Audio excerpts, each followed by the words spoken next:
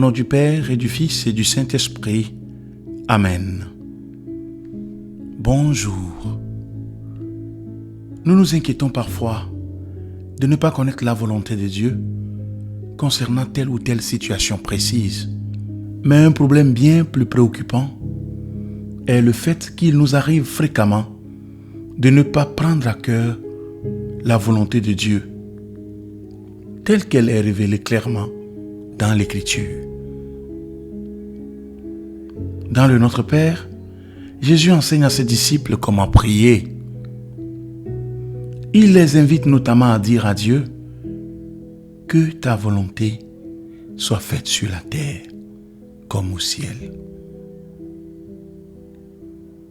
Or, pour que les disciples puissent faire cette prière avec sincérité, ils doivent désirer que la volonté de Dieu s'accomplisse.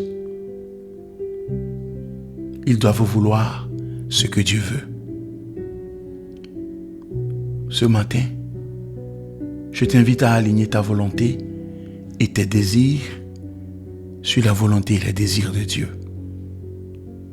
Voilà une bonne façon de commencer ta journée. Comment s'y prendre? Je m'installe. Je prends le temps de bien choisir ma position. Elle doit être confortable, tout en me permettant de rester bien éveillé.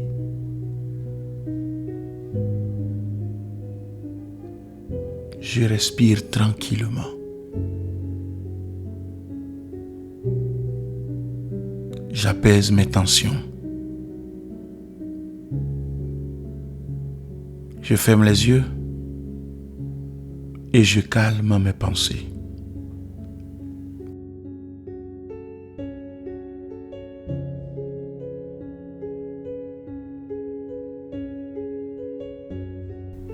En tant que disciple du Seigneur,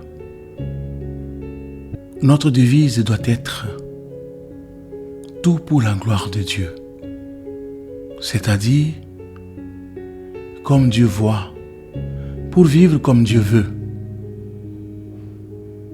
On peut voir les choses comme Dieu les voit à un niveau purement intellectuel, sans pour autant affectionner ce regard, sans désirer ardemment que cette vision divine se réalise.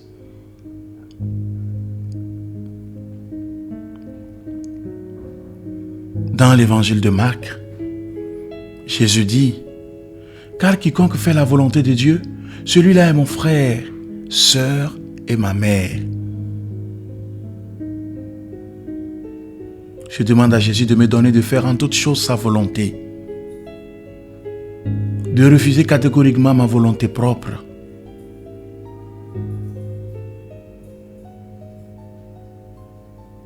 L'un des plus grands ennemis de la vie chrétienne, c'est le statu quo, l'inertie.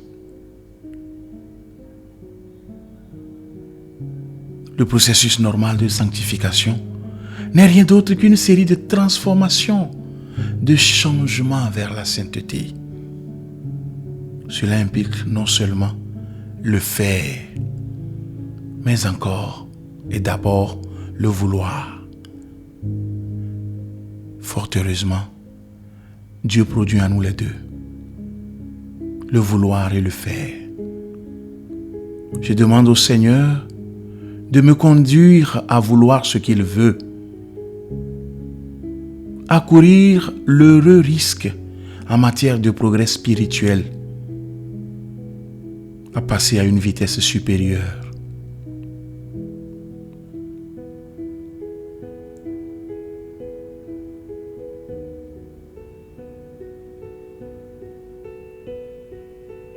Je le remercie pour ce temps passé ensemble.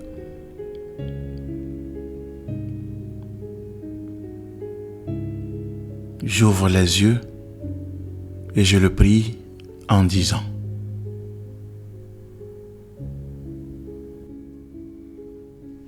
Seigneur, mets de l'ordre dans ma vie.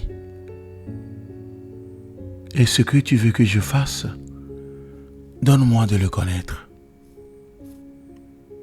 Donne-moi de l'accomplir comme il faut et comme il est utile au salut de mon âme. que j'aille vers toi, Seigneur, par un chemin sûr, droit, agréable, et menant au terme un chemin qui ne se gare pas entre les prospérités et les adversités.